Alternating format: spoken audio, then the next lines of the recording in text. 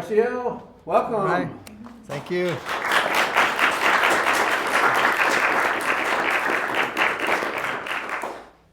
All right, so thank you all for being here, and thank you for the crew for inviting me for this first episode. And yeah, my name is Marciel Miranda. I'm from Cuba. I was born and raised there, lived in Cuba for about 27 years.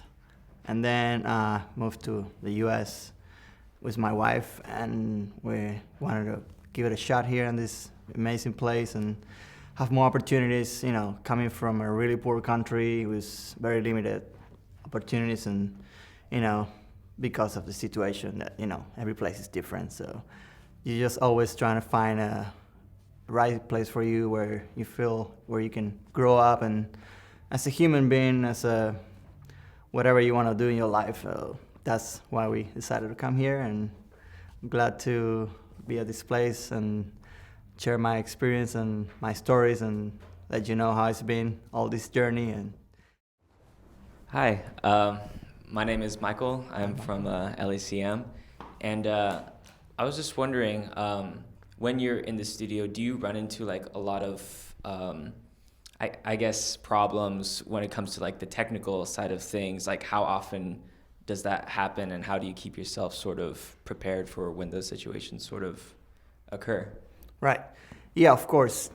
Problems happens usually in every session. Okay. Mostly, there's always something going on, and it's very important. Like, for me, I started trying to learn the most I could of the place I work at. Like, you want to make sure you know all the piece of gear. You want to make sure you know every single cable that you even have at your studio. Like, you need to start right at the source, and it depends on what's the day like. Sometimes you're doing a recording session, sometimes you're doing a mixing section, sometimes you're just writing a song, or the artist comes and they want to put some stuff together and get like a song done.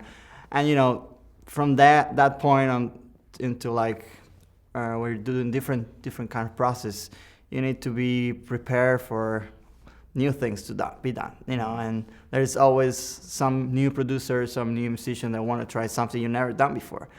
And it's important to know what you have. I mean, it's important to know the gear, like the tools. And if you don't, then you need to kind of, in your mind, be mindset to like think about, what if one day someone comes with a laptop and they want to plug it into your console, and you have a console from 1978 when they didn't have like a, input for an iPhone or whatever, and you got to think about that stuff. And those little details, are gonna save you a lot from the moment when they're gonna come in and they're gonna be like, hey, can we do this, or can we plug a guitar into like a phone app and then run into Pro Tools, whatever. You gotta know what you have at your place where you work, and that became something very important in my workflow. Like I make sure you write down everything if you can. I take a lot of notes, and where I work we have everything pretty organized.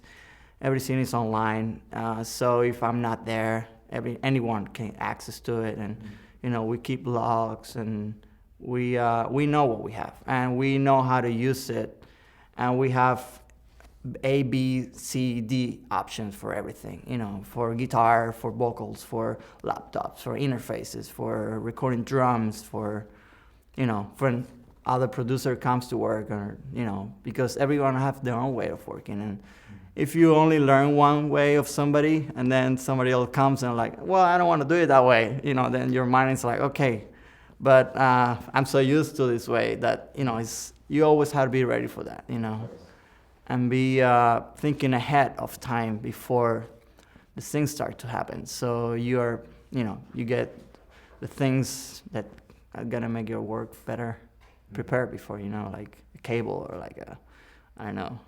The tiniest things. Tiniest things, yeah. Also a lot of communication too.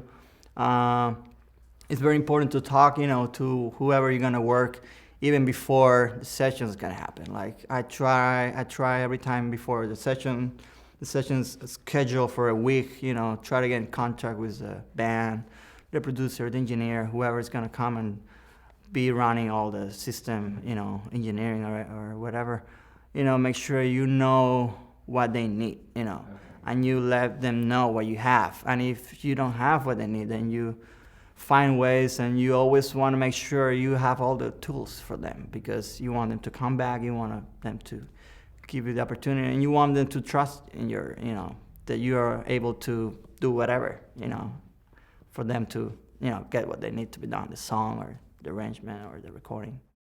Hi, my name's Bo, and I'm from Cal State Dominguez Hills. I noticed that you're a session musician as well.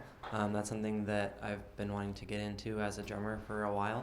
I was just wondering if you have any advice for getting into session playing, and maybe who you've worked with. And Sure. Yeah, drummer. I mean, I work for Simon Phillips, the drummer. He's one of the best drummers in the world. And you want for drum specifically? Yeah. So, I'm a big fan of drums. I'm a frustrated drummer, actually. I play guitar, but I love drums. Like every time I hear a song, like I go for it. The groove, I want to hear that drum pattern and see how it feels with the song. If it doesn't feel right to me, I'm like, well, the song is okay. But I started working for Simon, and I wanted to know so much about it. Like I wanted to know about tuning. I wanted to know about how to hit the drums kit right, about how to mic the drums. And recording is very different than live, What I learned from Simon about tuning, like some producers, some musicians, they like to tune their drums to the key of a song. That's something I apply sometimes too. But mainly you should learn, I think, to follow your ears, because there's a lot of tools. There's even like an app you can use to tune the drum kit. But I mainly learned to tune the drum kit by ear, and also learn how to get different sounds depending on the song. There's a lot of old records, the drums is not really open and bright, and it's kind of muted a little bit, like the Beatles sound. And it's good if you just don't focus on like playing the drums for recording, also like to know how to get different tonalities of your drum kit, and that starts with the kit itself, with the tuning. The tuning, to me, I think, is the most important thing. It doesn't really matter sometimes the new head, old head, like the drum kit we have at the studio. The snare head has been for like 20 years, and it's the same head. It's been in like tons of songs and a lot of records, and everybody that comes is like, yeah, it sounds great. Let's get it going, But some people are different, Some producers, they like new heads. They like to get it all, how I said before, it's all depending on the artist and the engineer, the producer taste. In my case, I'm pretty open to following the musicians, first of all, because we're here to serve them, and they come with their sound and they want to improve it. You don't want to change it all completely, but you want to address it and find the little problems that you can fix in your end. And when you put a mic on it and you listen in the control room, it sounds great, And mainly tuning the kit, that's essential. And learning and spending a lot of time on it, Getting if you have a tom, the bottom head and the top head, to resonate together, to find that sweet spot. We do a lot of damping, a lot of gaff tape for killing those harmonics. There's a lot of ways to do it. I kind of find my own way how to do it, and I learn from techs that were sometimes come to studio that the band's hired, and now it's like, oh, how you doing that, So a lot about it I learned from talking to and asking, I didn't figure it out myself, I always try to absorb from all the sources and learn and know how they did it, and for different records, like, sometimes I have like a Thomas Land came to studio. I was like, oh wow, great! I love your drum sound. How you do it? And he, I went through it and I asked him all these questions because, you want to get information about your favorite musicians, about your favorite recordings, how they were made, and because sometimes they don't talk about it. You just hear it, So it's a lot about asking and talking a lot, asking the drummers, people you work for, and for drums also the space depends. You want a big sound you could also do it like in a small room, just trying to find the places where you could put like a room mic and make it sound big and open. Also playing live, we notice, like, I don't know, I notice like the drummers, they usually play harder. When you're at the studio, you want to be really careful, like, the drum sounds, nice, and you can hear the tone of it. Like, if you blast on it, it can sound cool sometimes, but, there is a tonality that you kind of lose, and there are harmonics, and there are some frequencies that stops to come out that you don't really want sometimes. So playing not too hard always, helps, and help you also, with the mic pre's and the, all the outboard gear to get it all in a good level. If you don't want it to be sometimes like really loud on the cymbals and get that cymbal all the way in the sound just in your ear, and you just moving the mics around, So it's important to talk to your drummer and trying to get in a comfort zone where he's feeling comfortable, but also the recording is sounding in a good way. So it's a lot about, addressing the things so, you can get a good sound just by the drummer, first of all, playing and the way he plays. The kit, the tuning, the way he plays the kit, also the position of the cymbals. Sometimes you want them to have those records separate, and you don't want to have a lot of cymbals in your drum sound. And you could do all that today with Pro Tools. You can have a lot of tracks and experiment and all that. But mainly that, and you can get a pretty good sound just using dynamic mics. Like, you don't really need to have like super expensive condenser mics. You could use like the stuff we've been doing at the studio. We have done so many records this last year.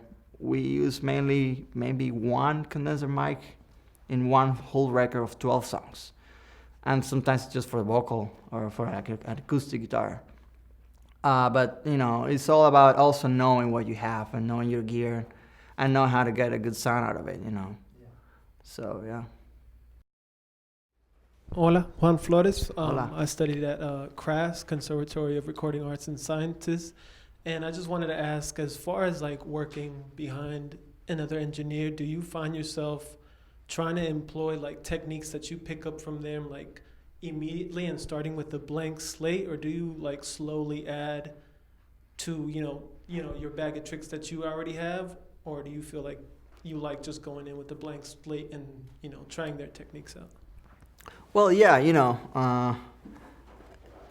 there is when you're working for somebody, you mainly want them, you want to do what they need for, their recording or their album or whatever the project they're working on. You're there to serve them, basically, and sometimes you can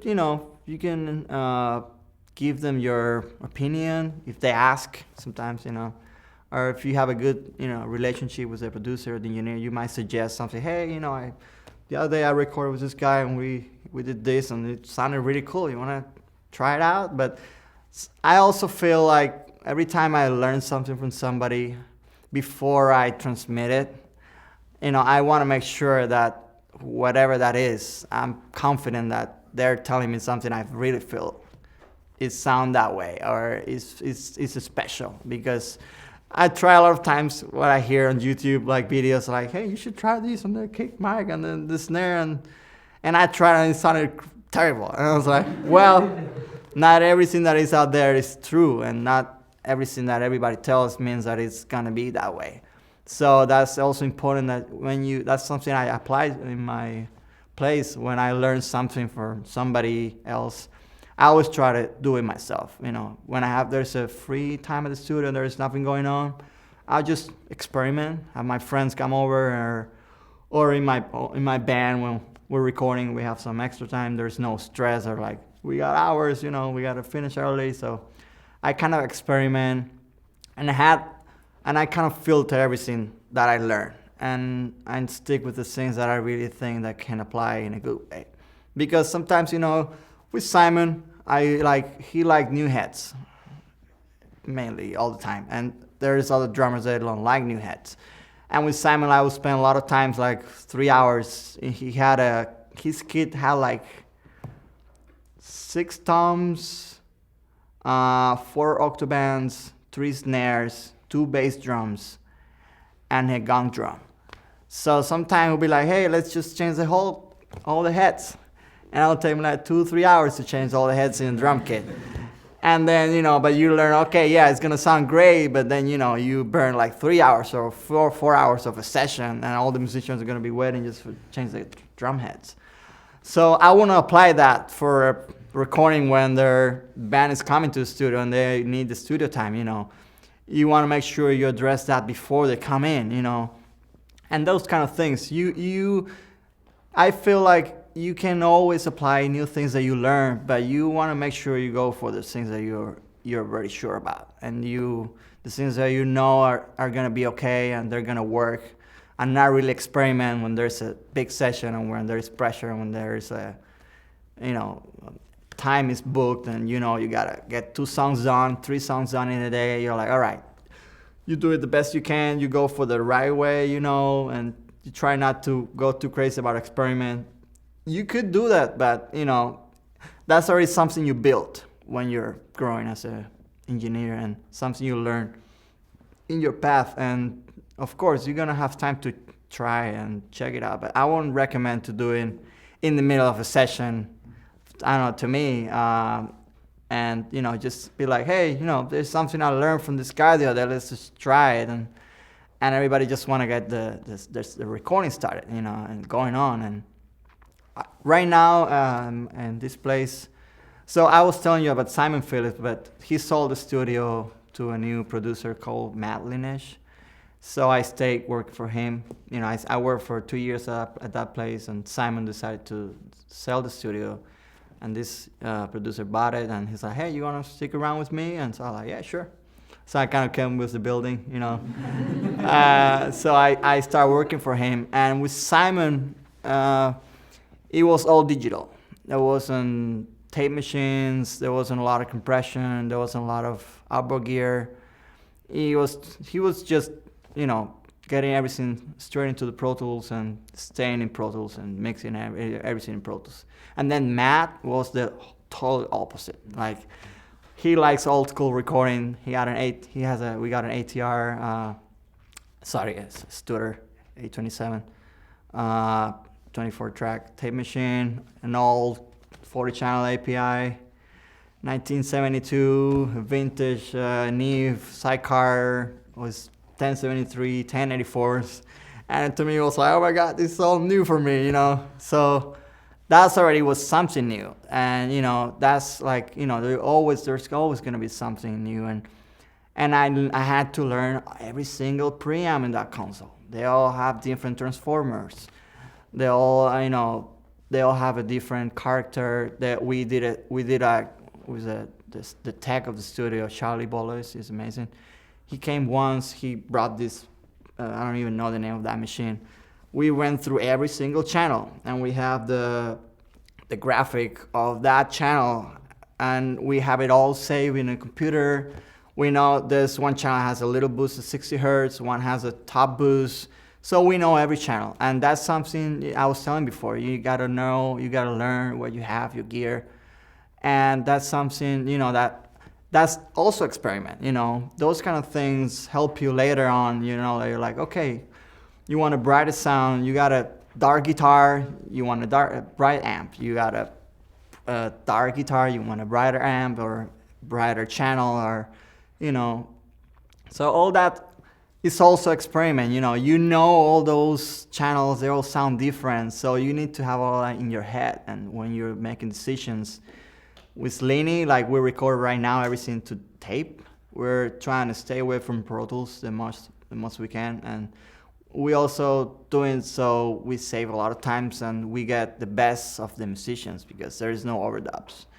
And we also, he did a lot of recording, and he found the good musicians that know how to play it really well, and they can do 1-2 takes and they're keepers. And we also, in that path of me here working in this city, also I learned to meet a lot of people, and everybody wants to work with you when you are in the studio. Everyone wants to be your friend. Everybody wants them to work in their project, to mix their songs. But you start learning, like, this is gonna be a project that is gonna give me something, maybe not money wise, but something you're gonna grow as an engineer, producer.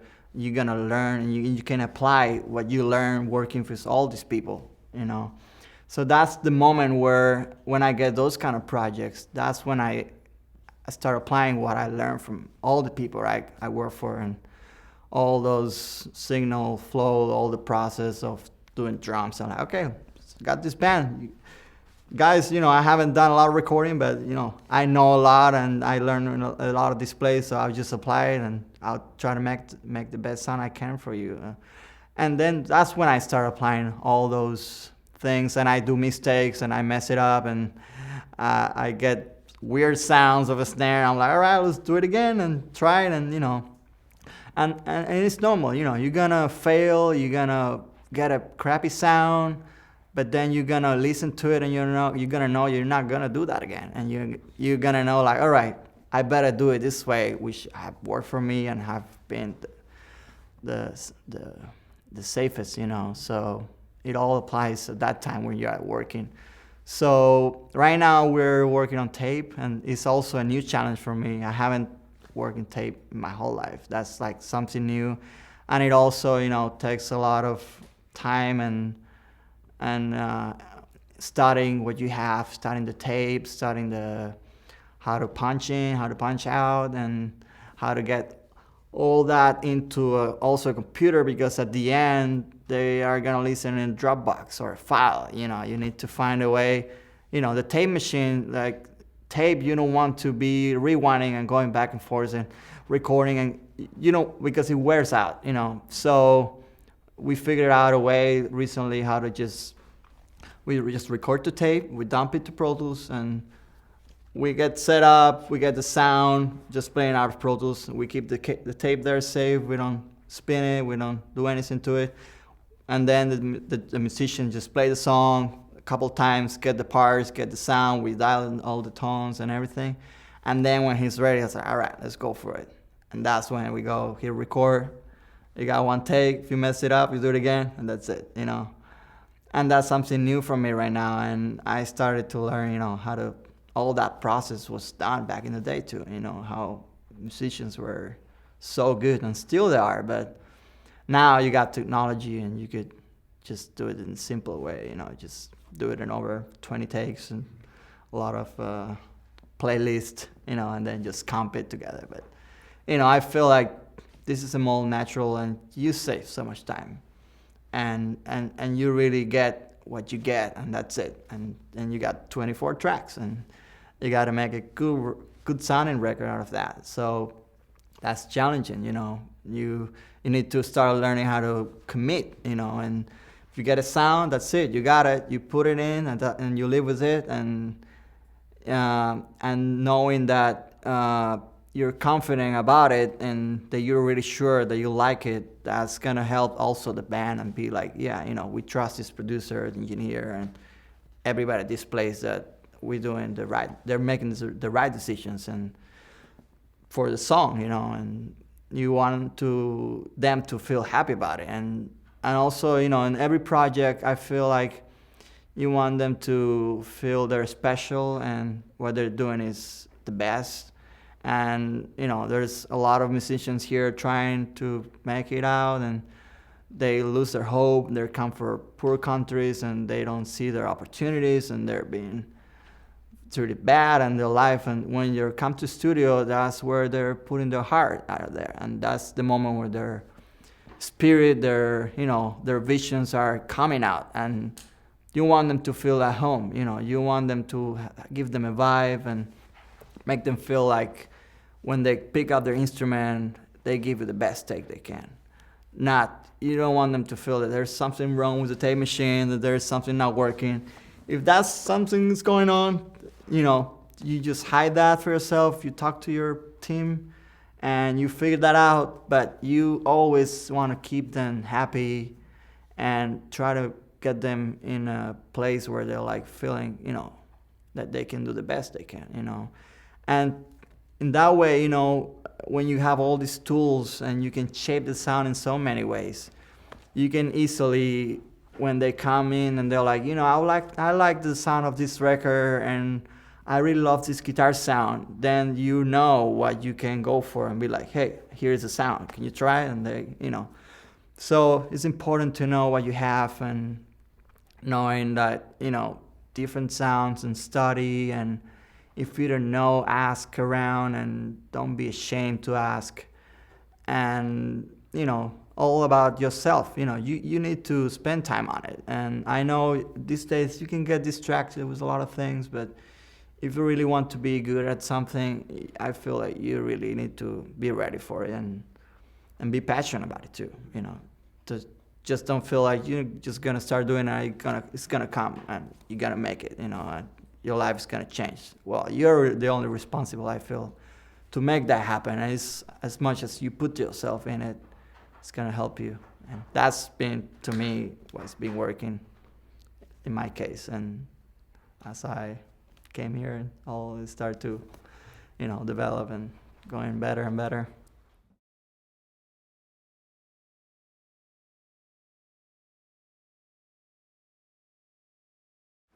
Hi, my name's Timothy Jones. I was just curious about, for you particularly, especially when you're assisting, what's your process, what's your pre-session routine? How do you prepare for a new production that's walking through the doors? Right, okay. Yeah, so usually, at the studio, everything's scheduled in a month in advance if it's possible. So I have access to the calendar, so I know who's coming to the studio to work. And with Matt, we have a pretty good open communication. We are pretty open about it, and we talk about, okay, who's coming in, what's the project like. We listen together. He plays the demos of the band. We listen to their vibe, and we get an idea first of who's coming in. So then, we have a routine of, okay, is this gonna be tape? Or is it gonna be just Pro Tools? Or we also do, when the band cannot afford to get reels of tape, we also have the option to just run it through the tape machine and then go into Pro Tools, and then we stay in Pro Tools, but we get the sound off tape. So we have everything pretty organized. All that is, we had to create our own system, which I did all, we got sheets of a studio layout, and we have all the panels of the studio where all the mics goes in and out. We have all it written down, where is that going, and the source, the microphone, phantom power, mic pre that is gonna go into the Pro Tools input that is gonna go, what channel in the tape machine, it's all written down. Like, we don't leave anything for our heads, because there is so much going on that if you have so many things in your head, and then the engineer asks you, the producer, hey, what's a guitar channel? Where is that going into? And you're like, oh, that's why we have everything very organized. So, before the band comes in, we talk each other. All right, is it drums, bass, guitar, singer, scratch vocals, or keeper vocals? So, based on that, we decide where the drums are gonna go. The little room, the ISO booth, or the big room. And, get the mic list, like, all right, we're just gonna go the same way we usually do, or are we gonna do it different, or are they gonna want a different sound, or like an open or a small sound? So based on that, we decide ahead of time the process, like the microphones, where the bands are gonna sit in the room. If we need them to feel connected to each other, we try to get them on the same room, or if they're really prepared and they're not just coming with a song ready, if they come with a song ready, it's all come pretty easily together. But when you're gonna get a song recorded for the first time, they're just gonna write it there. You want them to be more, connected to each other, more close to each other. So it depends on the project. We prepare all the sheets, we write out down all the inputs and outputs, where all the mics are going, we decide what channels are we gonna use. The tapes also, we have everything very all labeled out. Like the last time we used it, the artist, the name of the songs, and a lot of organization. We don't keep anything for our heads, and we have a system where we try to write everything down. Even when something broke, it broke that day at that time during this session, and it has a weird kind of sound distorted or whatever, and we write it down. So when the tech comes, it's like, hey, this happened, and this is what happened, and this is how it sounds. So we're not just thinking, oh, it broke, we don't remember, And that saves you time, saves you money, and also, makes you do things quickly. And so yeah, in the studio, the band comes in, I try to get everything ready before they show up, all the lines going, all the mics, all the tape routing is going. We decide 30 EPs, 15 EPs, depending on the speed of the song. We try it, and then we go for it. But a lot of it, it's mainly organization. A lot of papers. I know it's not good for environment, but we keep them. We have a folder where we keep for every artist. Our artists have their folder, and we keep the recalls, their notes, their lyrics of the song, the charts. And, because you don't know, maybe that record is going to get huge at some point, and fans are going to love to see the picture of the lyrics when they wrote it that day at the studio, where they're feeling inspiring about it, Or, all those things at that some point, they all belong to the artist. They're something they put out. They came to your place, and it's special, Hi, I'm Ian from CSU Dominguez Hills. My question is, you said you worked in like a really digital way, and then now you're also working in a really analog way. What's kind of your favorite way of working? Do you fuse them? How do you like to work? Well, right now I love analog. Tape, man. I just got into it with Matt Lineage, the producer. I was always in the box. I never had a chance to work in a tape machine before, and the first session I remember I did ever, I was like, wow, because I noticed everybody wants to get a sound, and usually that's the first thing you heard from the band. Not always, but sometimes they're like, oh, we want to sound like, we really like this, or we like this band and this project. And I found when I started, realizing what producer, who work on my favorite records, I started realizing that all of those records were done on tape. And that's, that's something that changed my mind. I was like, wow, I thought there was just Pro Tools, but I didn't know in Cuba that in the 70s there was a tape machine, that's the system that were recorded. I didn't know. I grew up, and then I heard about the digital, and I always thought, oh, digital is being known forever, because in Cuba they don't talk about it on TV or nowhere, So I came here, and here's where I realized, all right, there's tape and digital. I didn't know about tape, and then everybody told me, I learned and figured out that all the old records, everything was made on tape. And there is a sound of it for sure.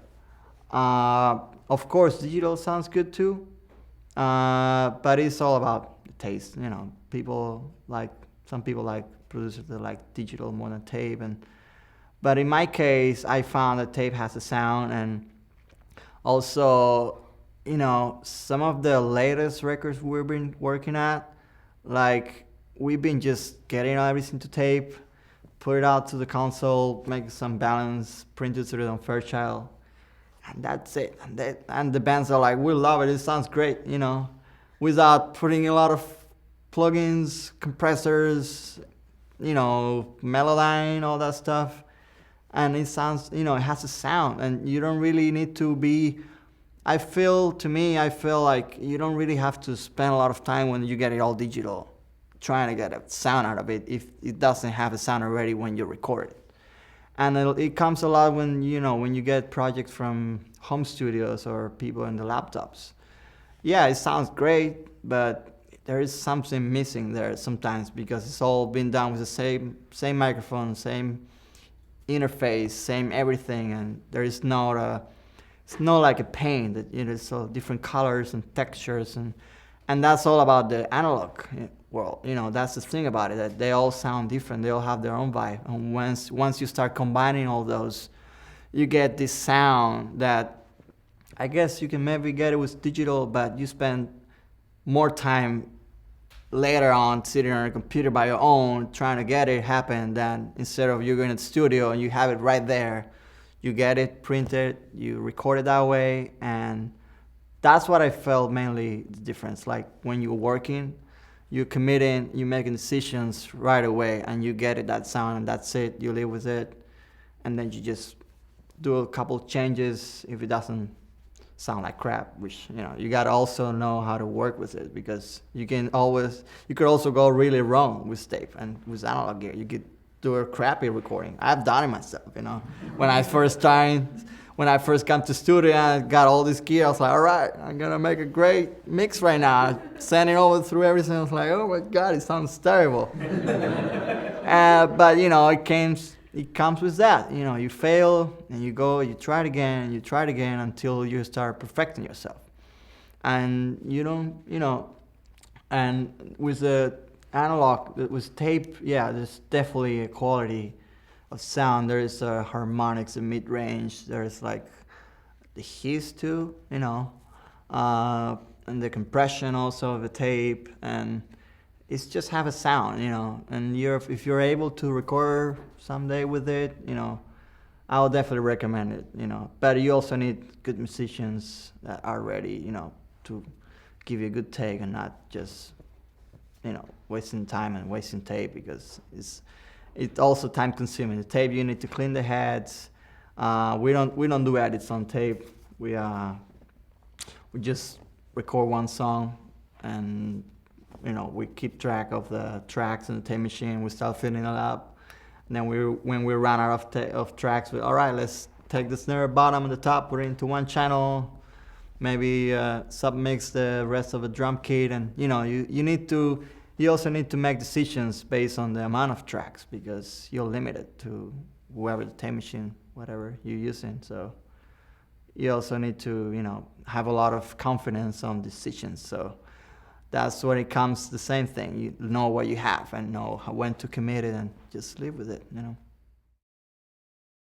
Hi, I'm Maya from Cal State Dominguez Hills.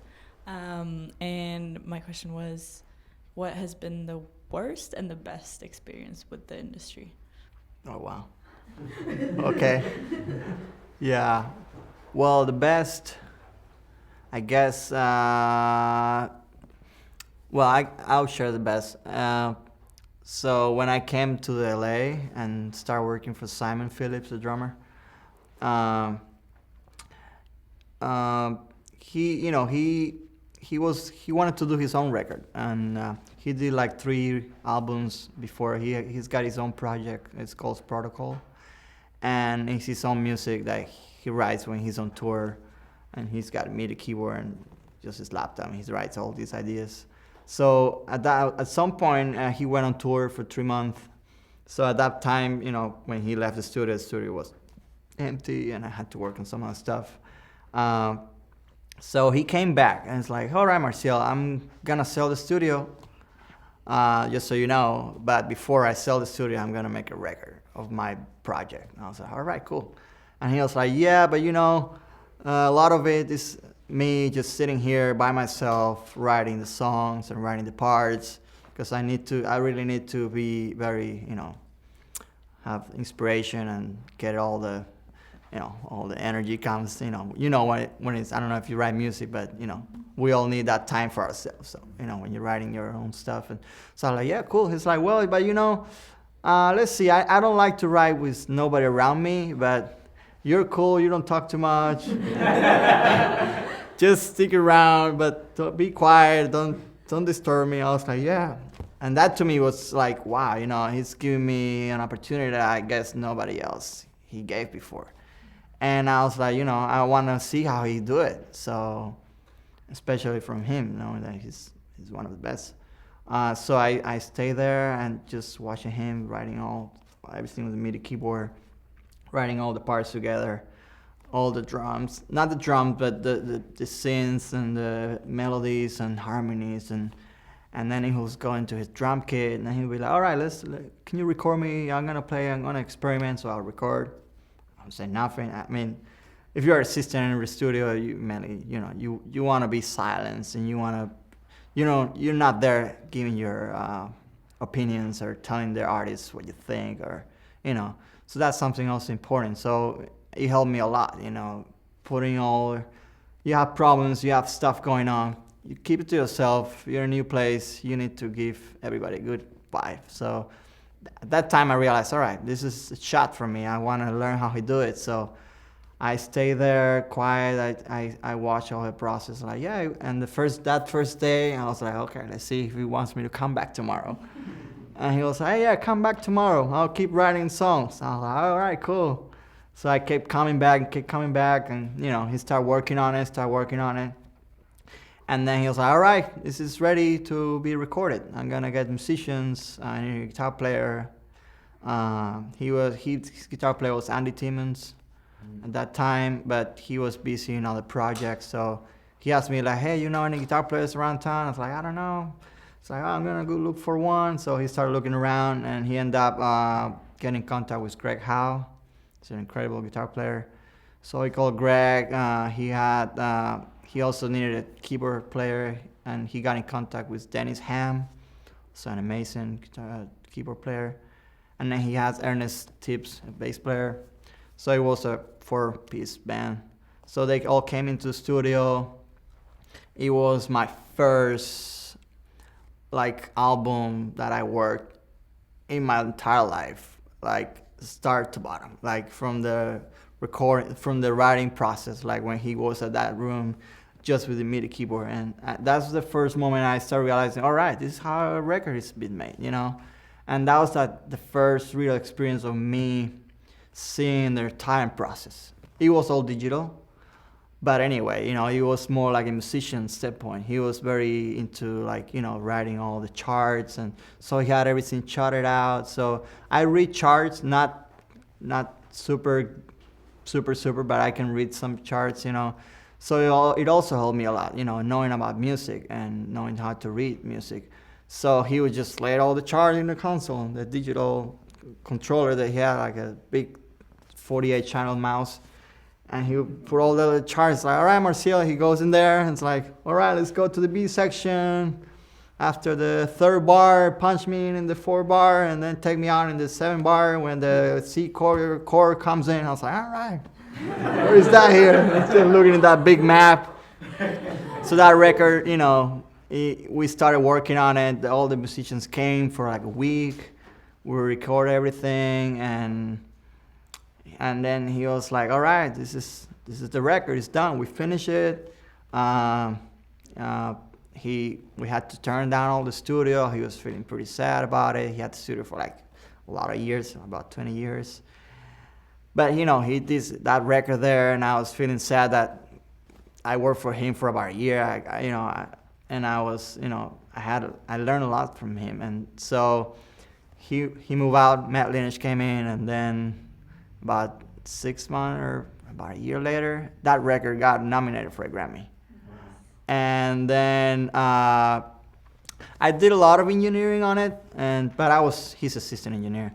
So I was running Pro Tools, and they were playing all live, and I had to sometimes, turn down the preamps when he was going too crazy about the hitting too hard sometimes, and not making sure things are not clipping, and helping a lot, running lines and recording and long hours, 12, 13, 14 hours a day. And when he got the nomination for the record, and that was a pretty happy moment for me. It was the first record I've done in my life, and here the first work I've done, and got that recognition, and that was a really, really happy moment for me. And then a really sad moment. That was a good one. The really bad. Well, there's been a few.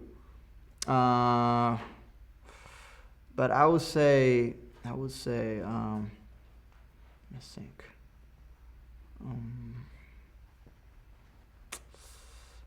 Or yeah, there's some that I like to keep for myself, but but yeah, there was a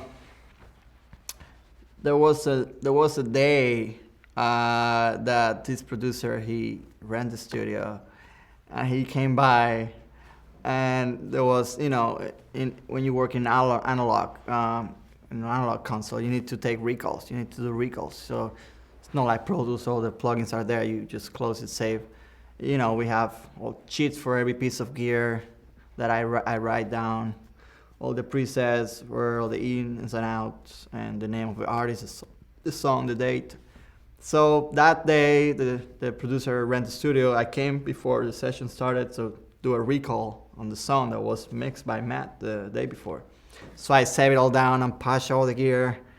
And there's a section on the console that I thought it was unplugged because we're having some buzzing, and so let's just take it out of the stereo bus so it doesn't give us any trouble. So when I was unplugging all those cables, I hit by mistake a solo button on one of those channels, and I didn't realize. So take everything out, put all the patches. Producer comes in, put the hard drive, put the microphone up, and all right, we're ready. And then his play starts, no sound coming out of the board. Like, oh my God, there's no sound. And because I never work on that section of the console, that to me was like, oh, that doesn't work. I never had it in my head like that could give us a trouble, So the producer was getting like, what's going on? Why you can figure it out? You work here. I'm like, yeah, I don't know what's going on. So I look around, I check everything. I went like, well, the console is broken. I don't know. Something bad happened, and then I called Matt. I was like, Matt, dude, I don't know what's going on. We FaceTime me. We're going through everything. And he lives in Manhattan. The studio is in Sherman Oaks, Manhattan Beach. So he drove all the way up, and we're just looking like crazy. And then he's like, oh, what is that solo there? Solo. It's like, boom, that's it. All the sound came out. And that was like a couple hours wasted just for that silly. But again, a lot of, that's what I said. You need to know even what is not get used, not only what you use all the time, but also like that could be the bad situation in a day like that, and that's also important what I said, you need to know everything, every single cable, every single channel. And when he brought the console, I asked tons of questions. I was always so scared of a patch bay. All those holes, all those numbers. I was like, what is that? So I asked him 10 times the same question, like, what is this for? What is that does? And what does that mean? I speak Spanish. It's my first language, so English to me was always something, new words, and especially at the studio, it's all technical. And you hear in terms and Pro Tools names and shortcuts and things you need to address and so it's all about that, attention to detail and knowing everything, every single button, every single plug in your console, all that is gonna save you so much, and yeah, don't leave space for the doubt, always try to know everything. My name is Vince, and I'm from Cal State Dominguez Hills. I imagine studio life can be very busy. How do you manage, I guess, both work life and like personal life when it comes to like having a busy schedule in the studio, as well as like you have a wife and such, as well as for us when we go to become interns, like we might not get, most likely won't get paid and have a job or something as well. So how do you manage time just as an engineer? Of course, yeah, that's very good question. That is also something I started like asking myself a lot lately, because when you're in a moment where you want to just get in and get things happen, to me, I just went all the way in. I sacrificed my own personal time. I sacrificed time with my family, with my wife, time for myself. So, but I knew that's the way, because when I was studying, I was just everything I heard was like, well, we work hard, we work long hours. We sometimes there is producers and bands that like we don't eat until the song is done, and we all go for it. Nobody eats. The song is done, and then we all go dining together, and we feel that, you know. And I was like, all right, I want to go for it. So when I started, I took that route and started doing everything I could, working Mondays through Sundays. And of course, you know, I had support of my wife, and you know, she knows how much effort I had to put on it, so I could do, you know, what I like and make a living out of it too, you know. But then, you know, you get to a point where I started like realizing, okay, you know, I'm pretty now like, you know, I met people, you know. A lot of this is also like, you work for studio, you work in different places, but it also, you need to be, I feel like you need to feel comfortable, and you need to feel in a place where you can grow as a human, as an engineer too, you know, and also that you feel good at it, you know, a place that I went through a lot of different places around, and I started finding the places where I felt I could have more opportunities, where I could fit more, where I could meet people, where I could have a good, you know, energy around me also. Because you could go to like the weirdest place, and you could end up working for the weirdest people, and everything goes wrong, and everything's like where you never dream about. You're like, wow, this is how records were made. Holy crap. You know, I really didn't imagine this like this. So it happened to me. I went to a lot of creepy places, and I started realizing I don't want to be like this. I don't want to. And then, you know, I started learning myself, like, you want to do whatever you want except for that. And I started learning like what not to do from those people that I work for those places, and like what not to be like, and how those things, if you ever work in another place, you don't do that there too. So that also helped me a lot when I was looking for a spot in LA where I could just stay and learn and grow up. And you know, it came to that point when I started working that place, and I was like, yeah, I love this place. Every band that comes in, you know, it's not weird. Everything is cool, good art, you know, good vibe, and the musicians. Not all, of course. There's always something, but you know, essentially, you know, a place that has a vibe, a place where you can grow, where you can also experiment, and you can also have time for your stuff, and where you could also do some of your projects. So I started doing a lot of that at the beginning, just work, and getting all the people that I could around me, and working all the projects that I could, and for free, and helping out. But then I realized, well, yeah, no, but I'm not really taking time for myself, and I got really skinny. I was having a lot of headaches and not sleeping a lot, and I was like, you know, I gotta change things in my life. So it's also important for you, I feel, to be realistic about your own problems, and also be true to yourself, and tell yourself, you know, well, is this gonna really help me out, or is this gonna be just help them out and not really give you something that you need? Because there's always gonna be somebody that's gonna want something from you, and it's important for you to learn how to filter, to know that if, you know, even if you don't get paid, that you can do something that you feel proud of, or something you feel passionate about it, and not just do it just because you need to learn how to record a vocal or to record an indie band, just to experiment, you know.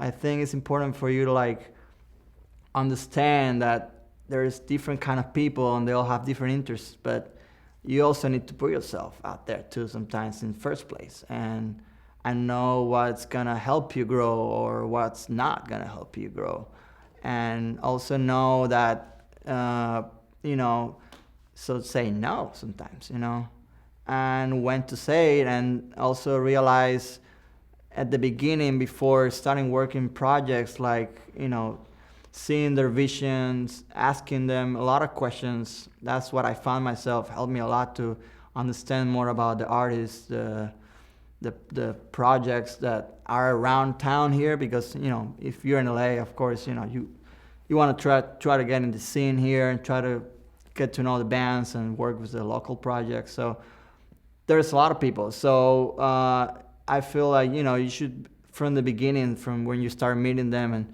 it's important to analyze their vision, what they want, and what are their expertise. And if they're the same in yours, I feel like that's a good way to go, and go with the people that you really feel that they're on your same path and they have the same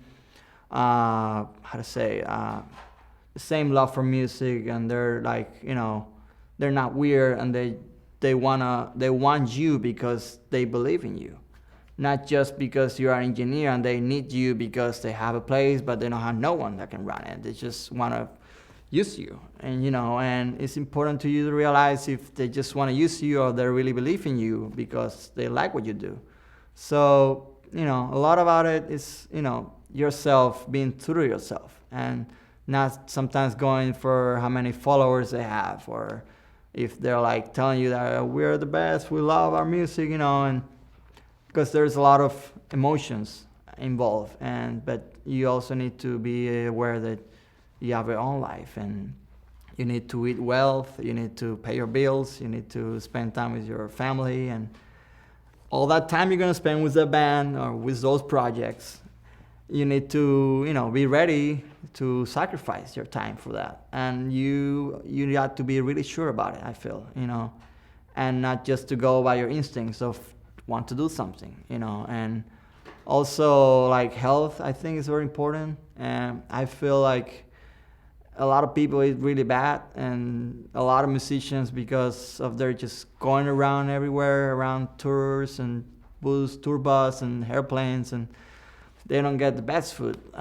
So it's important. I always ask musicians when I ask them, I like, hey, how do you go? How do you do when you go on tour? How do you eat? What do you guys do for? It's like, and I always try to learn from them, because they're living this wild life. They're going around the world. They're eating Chinese food one day, and next day they're in Japan, and then next day they're in Malaysia, and you got to be open for that. But you also need to self-conscious about what you eat, because you need to be healthy to be able to work. And if you're sick, then you can lose a week of work because you just don't feel good. So it's important, I think, to take a day off if you can. Even 2 if you can in a week. I try, but mainly it's usually 7 days of work to me. But I also, a lot of it's how to say no and put yourself out there and be like, I'm sorry. Sometimes, you just got to say, I'm too busy. If you don't want to say something, they feel like they're being rejected by you. It's just, I'm very busy right now, got too much going on. And you need to be mentally feeling good, healthy, and having that time for yourself. Otherwise, you're just gonna be confused, and you just can feel really tired, and that can influence on the records you're working on. You get ears fatigue, and you can do the wrong decisions and thinking that something sounds great, and then next day you're like, oh, I was tired, I wasn't, really having a rest over the weekend, and now it's not the best result. So it all influences. So it's important, like, your body also, has a good, I don't know how to say, your body feels good, And yeah, so drink a lot of water at the studio if you can. No, so I don't drink sodas. I gave up sugar. I do a lot of, like, I did a test right now, like immune test, to know what kind of food I can eat, and because it's important to feel good, and it's a lot come to food. Sometimes I feel weird about food, and I like feeling at the studio, I'm like, I don't feel really well, and it's what I just ate, so it's important, very important, the health, and it's gonna help you a lot, so if you can, apply it to yourself too. I recommend it. Thank you, Marciel.